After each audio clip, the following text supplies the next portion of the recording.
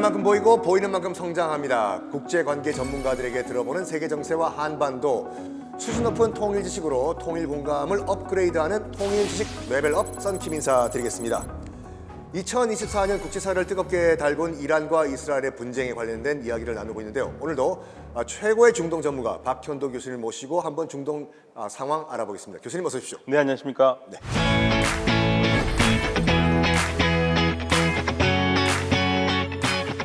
정말 궁금한 게요. 정말 그러면 이란과 이스라엘은 언제부터 이렇게 서로 앙숙이 됐나 궁금하거든요. 원래 둘이 굉장히 좋은 관계죠. 그렇습니까? 사실은 많은 분들이 모르는 게 하나 있는데요. 네. 기원전 6세기에 네. 이스라엘 사람들이 그 남쪽 유다 왕국 사람들이 네. 신바빌로니아 제국의 멸망을 당하잖아요. 그렇죠. 그러면서 끌려가지 않습니까? 지금의 바그다드 있는 지역, 이라크 네. 지역으로 끌려가거든요. 그러면서 거기에서 유배 생활을 하잖아요. 바빌론 유배라고 유명하지 않습니까? 그렇죠. 그래서 보니엠이 80년대에 노래 불렀던 By 리버스 the 오브 바빌론. Rivers of Babylon 노래 불렀어요. 그거 아시면은 사실은 굉장히 라떼죠. 네. 네. 그 노래의 가사가 되는 게 시편이거든요. 그렇죠. 예, 시편. 그런데 이들을 노예 생활에서 해방시켜준 왕이 누군지 아시죠? 페르시아의 고레스 황제입니다. 그렇죠. 그래서 이사야서 구약성서 이사야서 45장 1절에 말하는 이 페르시아 황제 고레스 퀴루스라고 그러는데요. 이분이 유대인들을 해방시켜줬잖아요. 그렇죠, 그렇죠, 그렇죠. 이 페르시아 황제가 누굽니까 지금의? 이란이에요. 그렇죠. 페르시아가 이란이니까요. 네. 네. 그러니까 둘이 관계는 좋을 수밖에 없어요. 기본적으로 6세기부터 정말 은인이네요. 네, 둘이 굉장히 친했고요. 네. 이란은 뭐가 많지 않습니까? 석유. 그렇죠. 예, 그리고 이스라엘은 무기 같은 걸 잘하잖아요. 네. 그래서 무기와 석유를 서로 왔다 갔다 서로 주고받으면서 좋은 경제 관계까지 이루었어요.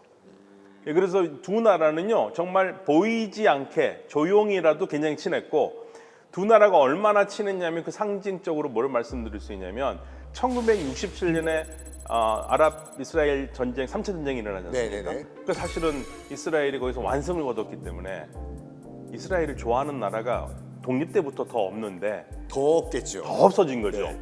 예, 그러니까 이스라엘에 누가 석유를 팔겠습니까? 안 팔죠, 아랍 국가들이. 안 팔죠. 예, 근데 유일하게 석유를 공급했던 나라가 이란이잖아요. 그렇게 밀월 관계의 이란과 이스라엘이 팍 틀어진 계기가 있나요? 네, 1979년 이란 혁명입니다.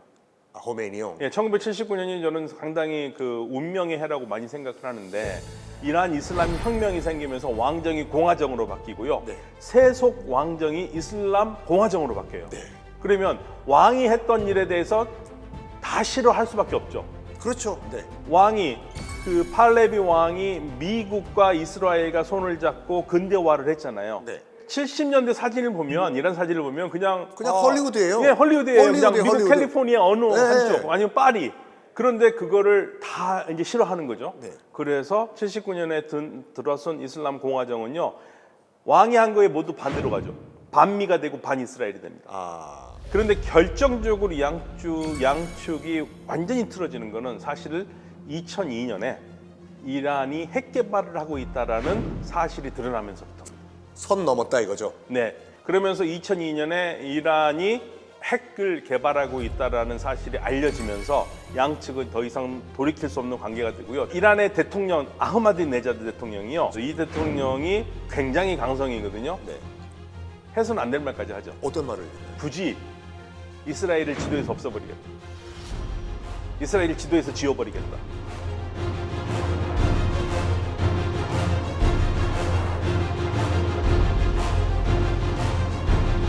여기서 교수님, 그럼 우리가 또 거론할 수밖에 없는 것이 또 이스라엘과 하마스 문제거든요. 네네.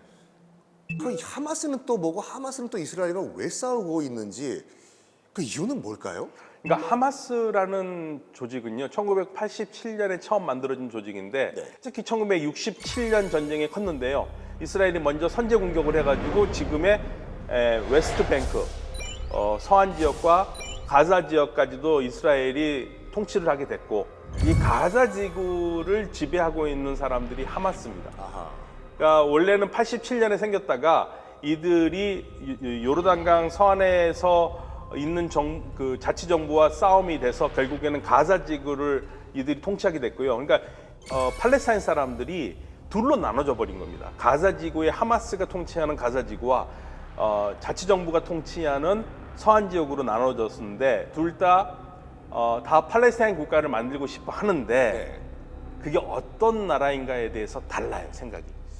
하마스는 그 나라가 이슬람 국가여야 돼요. 그런데 요르단강 서안에 있는 팔레스타인 사람들은 이슬람 국가가 아니라 그냥 세속 국가. 무슬림이 많기는 하지만 이슬람이 나라의 원리가 되지 않는 세속 국가를 원하기 때문에 그러니까 팔레스타인 사람도 둘로 나눠져 있는 거거든요.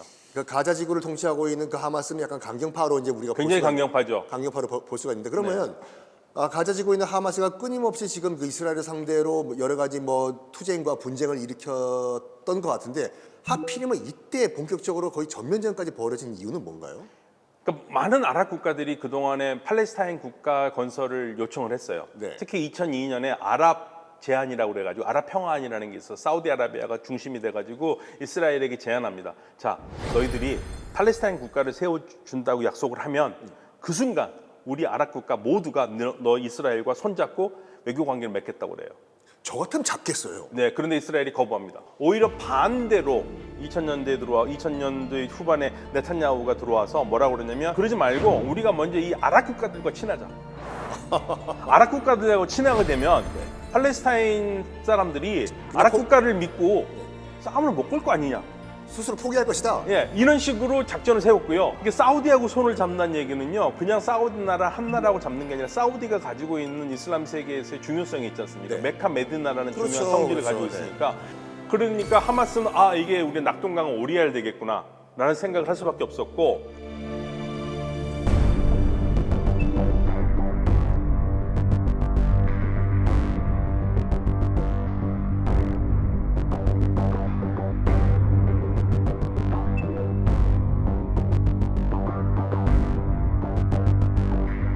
근데 여기서 이제 우리가 궁금한 게 뭐냐면 우리 한반도와는 어떤 관계가 있을 것인가인데 이제 이란과 북한은 전통적으로 우방 국가가 맞습니까?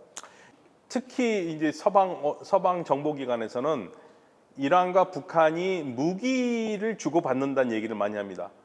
그래서 미사일 기술들이 북한의 미사일 기술들이 이란으로 넘어갔고 이란은 그걸 만들고 개량을 해서 지금의 더 좋은 무기를 만들고 있다. 그리고 핵도 북한이 개입돼 있을 것이라고 계속 얘기를 하고 있습니다. 이란과 북한의 정말 어떤 관계가 있는지 정확한 물적인 증거는 없지만 핵시설의 관계를 서로 좋은 관계를 유지하고 있지 않느냐.